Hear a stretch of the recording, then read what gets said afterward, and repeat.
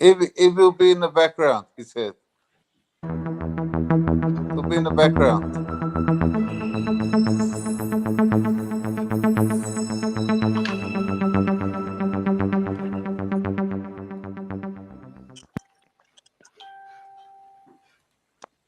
My daughter, a support worker, after class on Wednesdays, who loves to cook and is into salsa dancing.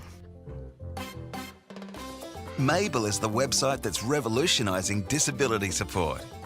It lets you find and choose people offering the support that you want. And because we're online, it's easy and affordable. Find your people at mabel.com.au.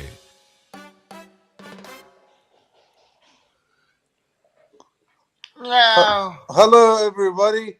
Welcome to CripChat, your weekly podcast for everything disability. Today, I have with me Ibby D, and I have with me John Carlo, and Johnson Shar, and myself, David D. What are we going to be talking about today, Jonathan? So today we're going to be talking about the federal budget and the effect it will have on the disability So the federal budget and the effectiveness of how effective it is for people with disability. Yes, and by the way, we're very pleased to be joined by John Carlo. Hello. Hi, David. Hi, Jonathan. Lovely to be here. Thanks for joining us, John Carlo. So you're going to be talking about the federal budget and its effectiveness. Okay, that sounds good. Yeah, no, for those who don't know me, I am from People with Disability Australia, where I head up policy.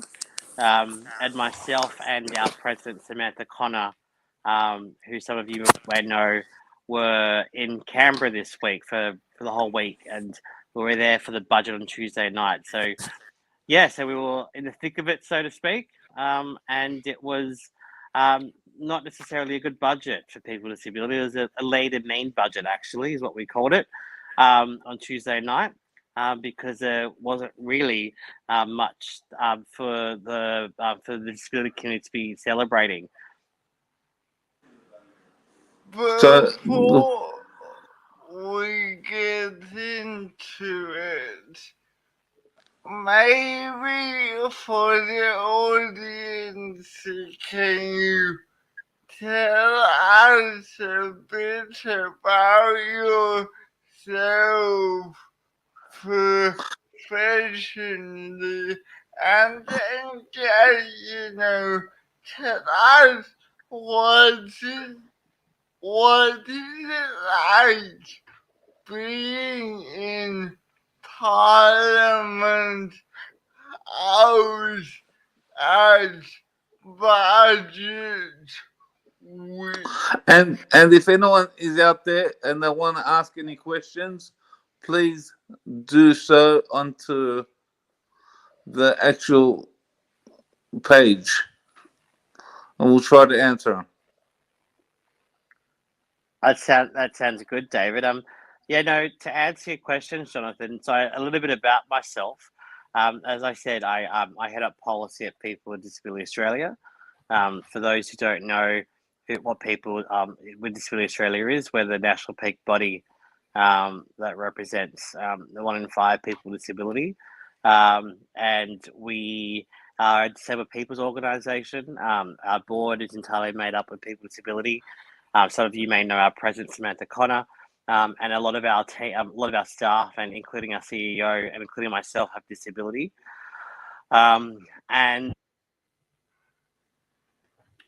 is as a national peak in the work that we do, but we're very much about trying to promote and the rights of people with disability. in terms of the second question, Jonathan, what's it like in Parliament on for the budget? It's pretty crazy. I've got to say, like it feels like everyone's there. This budget was particularly different because, as some people would know, the federal election is looming and it's around the corner, and so this budget had that kind of in the back of its mind, and so the policy was a bit light. I've got to say, when it came to the budget, there was, as I said, not I was there was not much in it for people with disability, but it was definitely an election budget. And so, um, for those who not for those who don't know what it's like on the budget night itself, we some people get to see the budget before it's released publicly. We were one of those organisations, so that's known as a budget lockup. And you kind of basically go in a room, you surrender your phones, and you turn your laptop to flight mode, and they literally give you basically a huge chunk of paper that has all the budget material, and you have a couple of hours to read it all, so not much time at all. Um, and I'm telling you, like, these things are like, as probably, if I was to stack everything up together, they're probably about 30 centimeters high. So it's a lot of paper. um, and so 2 hours to go through all that isn't really a lot of time. So there's a bit of a way of reading them. You're not going to obviously read all that material in 2 hours. Did Um, did did you did you actually split it up into groups?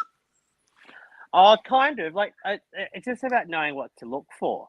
And so, as I said earlier, just then, like, there's a bit of a process to reading the budget papers. Um, and so so that's a bit of a skill for, and if you don't know what you're looking for, then it's a bit hard to read. But this is my third budget lockup, and so I definitely a better sense of how to read the budget. I've got a question. When you read it, if you've got any questions about things that should be reviewed, would they review it? The budget's set, so they won't change anything. But there are people in the room who can help you answer or clarify any questions that you may have about the budget. Um, so, for instance, when we were looking at the budget, and the budget said the scheme is going to be fully funded, the NTIS scheme, that is, was being fully funded. We wanted to know how the scheme would be fully funded, and so no one really could answer that. So, because it wasn't really made clear in the budget, and so we had to clarify with a few people and in the room, and they didn't really understand that. And so we had to call someone and get the answers. So it can be a bit of a interesting process, I've got to say, David. Okay.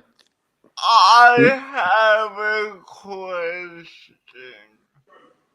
Before you go into the lockup, do you strategize what each person from your group is going to look for, or is it just whatever you're looking at, or So yeah, what is the the strategy budget? that you've come up with Yeah. So to have a look at it? it's a good question, Jonathan. And so we absolutely do like go in there knowing what it is that we're looking for. And so that's there's a bit of it's known as a budget process. So there's a whole like and so like at the start of before we go into the room on the night itself, we actually spend some time working with our board, working with the members, and also our policy team to kind of decide what it is that we're looking for. And then this year we had four things that we wanted to we were looking for. The first was enough protections for COVID. Obviously, the disability community has been actively deprioritised in when it came to COVID. So we were looking to see what measures would be in place to keep people safe and protected. The second thing that we looked for was emergency disaster measures.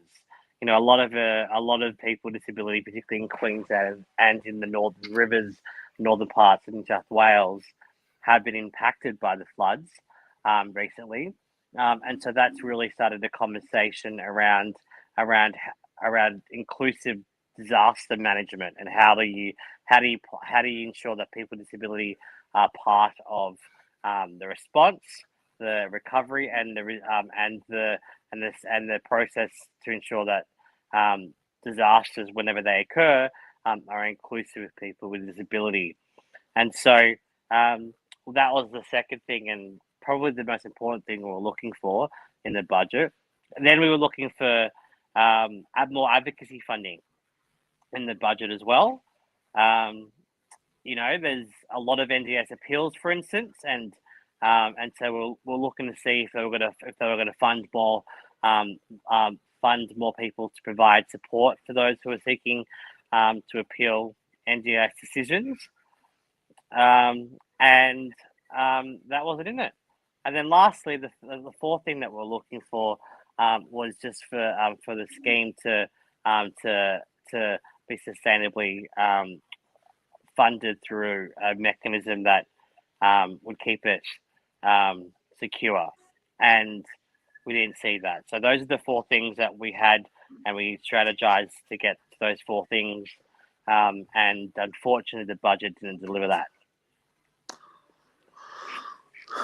So, When you look at the budget, it's harder for you to kind of detach the professional from the personal. Like, it might make you feel frustrated as a person with a disability to see there's not much in the budget for our community. Yeah, it's not easy to separate and be detached, Jonathan. You know, it was very frustrating to kind of be forgotten again, um, and in a lot of ways we were perhaps expecting it to go this way. So even though it was frustrating, it was still unsurprising. And the Oh, you were going to say something, Jonathan? Or was that David? me, me. I know it's frustrating, but was there chance that Sorry, I think you're breaking up, David. I don't know. Is that just me, Jonathan? Now he's breaking up.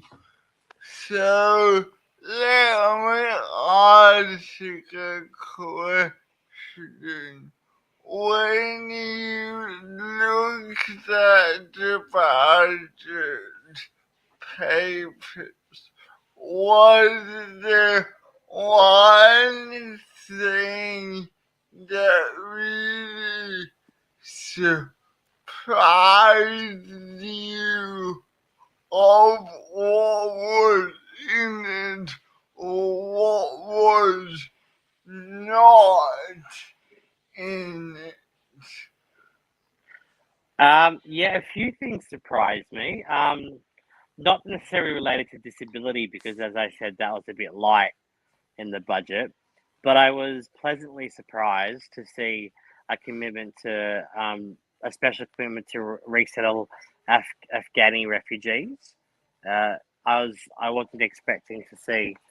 I wasn't expecting to see that in this budget. I think there were 14,000 places that Australia had committed um, to to do that, and I was, as I said, pleasantly surprised. Um, and I was also surprised to see about $10 million go to Dylan Alcott in the budget. Um, $10 is going to go to Dylan Alcott to help with the with leadership of women, disabled women in sports. So I thought that was an interesting thing to see in the budget. But you know, there Look, was. as much as I respect didn't want cause, I just meet so many people with disabilities in my daily life Mm, doing extraordinary things. And mm, I don't mean that in a patronizing way. And I think, how better would Australia be if we genuinely gave people with disabilities an opportunity to show their talents, to show they can contribute as equal members of society. What mm-hmm. do you think about that? Oh look, you all you're gonna get from me, Jonathan, is agreement. I absolutely agree. Um, you know, people pe- people with disability should be afforded every opportunity to live their full their full potential. But the difference between someone not doing that and someone who does that is making is whether or not the person gets the right supports to participate equally in society. And when they do, we see people them doing great things. Dylan Alcott's an example. One of my favorite people, Rosemary Keys, is another example. Obviously, there's people like Samantha, like Connor, who's our president. There's multiple examples of people with disability doing amazing things when they get the right supports, Yeah. and their contributions to society are huge. John, Oh, what would you have liked to seen in this budget that wasn't put in the budget? I would have liked to have seen more emergency disaster measures. As I said earlier, there was like our community um, has has kind of been left behind, not just with the floods, but COVID as well. So I would consider COVID as an emergency disaster that needed to be managed. And so we were really looking for that to be in the budget. We were looking for money for us, for the disability community to kind of come together and figure out a plan to make sure that we're safe and protected. And we wanted to see that in this budget, and we didn't. And so, actually, because we didn't see that, a couple of days after the budget on Thursday, People with Disability Australia released an open letter alongside Queenslanders with Disability, so QDN for short, basically outlining what we wanted to see in the election for all candidates going forward, because it's that important of an issue. Um, COVID COVID hasn't been good for the community. A lot of us are still feeling isolated. A lot of us are still really worried. Obviously, the floods is a recent thing as well. and we need to make sure that we have the resources and the to be able to make up a plan that will work for us because we can't trust the government or the people who should be making the plans for us to do the right job. And so we should really take control over that and want to and put put money into into an opportunity to do that. And so that's why we released that open letter. And we would have liked to have seen it in the budget, but we didn't. Do you think there needs to be more collaboration between peak bodies in the sector to push this message? What do you think is missing here? Is it that we're a small section of the population? I look. I don't think we are a small section of the population. 1 in 5 Australians have a disability. So that's actually quite a big part of the population. I think what stops it is a lack of political will.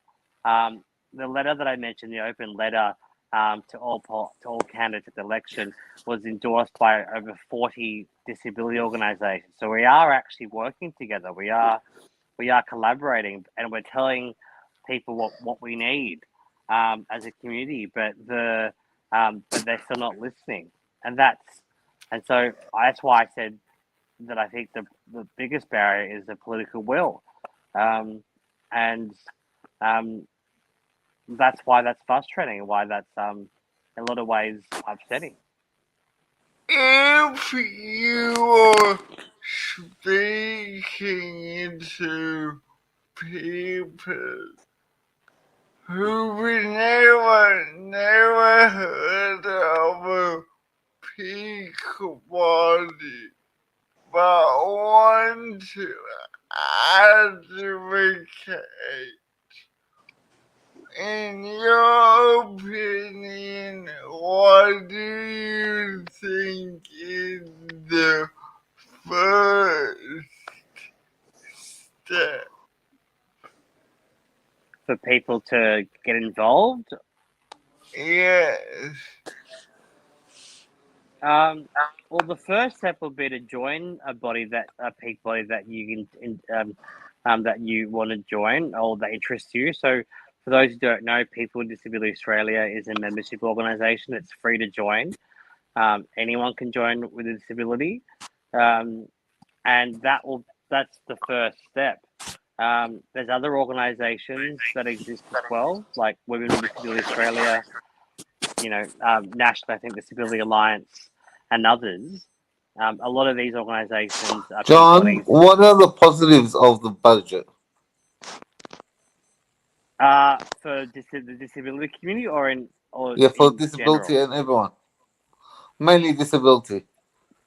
I wouldn't say there is a positive, David. So we're left out. That's the key message. We called it a lean, mean budget. Okay. It was light on disability. It didn't deliver, so I wouldn't say that was a positive at all for the disability community. No positive. What about support workers? That wasn't for the disability community. That's for the what they call in the care sector. So we actually would have concerns about some of that stuff as well, because at the moment the Australian government is trying to um, do what they're calling regulatory alignment between the disability, aged care, and Veterans Affairs, and we're worried that this standard in support work could go backwards because of this so-called regulatory alignment. we fought quite a lot to make sure that disability supports, are quality and are safe. And we're concerned that this budget actually has put money towards the alignment of the care sector, um, and what that could mean. So in this the past week, there was another piece of legislation known as the Aged Care Bill, and in that legislation there was a schedule around restrictive practices. Obviously the disability community wouldn't support the use of unauthorized restrictive practices, but if it's in the aged care sector through this piece of legislation, and we're trying to align regulation across the aged care and disability sectors, are we like it's almost there's a potential for us to go backwards, and so I'm still there are concerns there.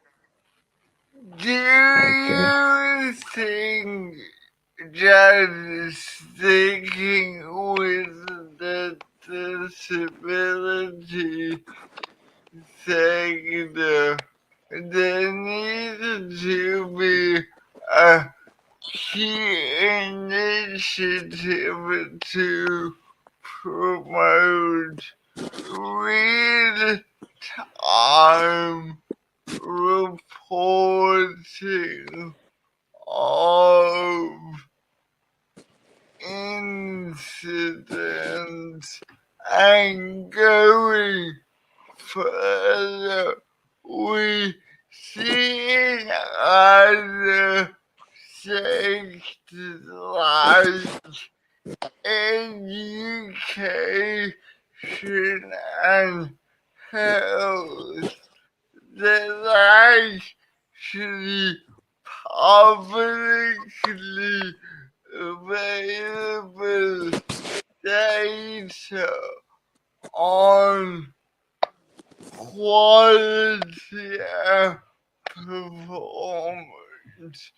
Do we need a similar arrangement in the disability sector? Um, it's a good John, question, Jonathan. Oh, yeah, David. well, that answered Jonathan's question. Okay, sure. So forgotten the question now. I'll try and remember. So, um, the I guess for me, Jonathan, there's a few things to unpack. Um, I'm not sure how real time reporting would work. So I'm not sure if a budget would necessarily made a difference. Because if you think about it, like last year, just taking restricted practices for instance, last year at the end of last year, the Quality and Safeguards Commission found that there were just over 1 million unauthorized restrictive practices, and they were required to report those unauthorized restrictive practices, which is a good thing, right? But that's over 1 million instances where restricted practices were used when they shouldn't have. So really, the question I think is how do we ensure that people don't assume or don't resort to restrictive practices when they when as a first as a first as a first um, as as a first sorry in the first instance, like people are jumping to restrictive practices straight away when it should be a last resort. And so maybe there is something to learn from the UK and other organisations where support workers are need to be invested in, so they can learn how to support people with disability, so they don't actually resort to restricted practices so early on. So that to draw parallels, I think what you're saying is prevention work is better than having to step in when the incident has already happened. Is that what you're saying? So I didn't quite catch all that. There was a bit of noise. Do you mind repeating that? What I said was I got from that you leaning towards prevention and Oh, yeah, education before an incident happens. Yeah, happens. yeah. That's right, Jonathan. Like these, we shouldn't. So we can't. I'm kind of flipping the question on its head a bit. Like if there are over 1 million unauthorized restrictive practices, the problem lies in the workforce, our support workers not knowing how to support us properly, as well as not knowing how to support the decision making of people with disability, and so they feel like they need to resort to restrictive practices. Yeah. Okay, Uh, John Carlos, John Carlo, do you have any final thoughts about the budget? The Yeah, look, my final thought on the budget is that the budget should have been an opportunity to speak to the disability community, as the Commonwealth gears itself towards a federal election. I just hope that during the election campaign, which will be called any second now, that we won't be forgotten, and when the new government does form, that future budgets will include us, because we need to really be seen as not just the Can, NDIS, we need to can, be seen.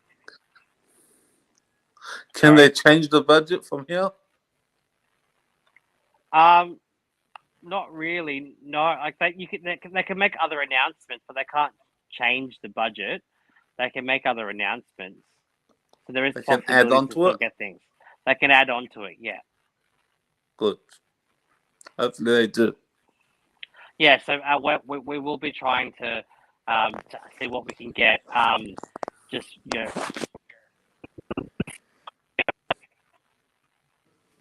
take a period, for those who don't know. So Okay. when an election is called, the government enters what's known as caretaker mode, and there are opportunities in that period of time to seek other commitments. Okay. So hopefully we can get those, David. Hopefully. You've been watching CripChat, your weekly podcast for everything disability. wait. What about my financial? What's your final thought, Johnson?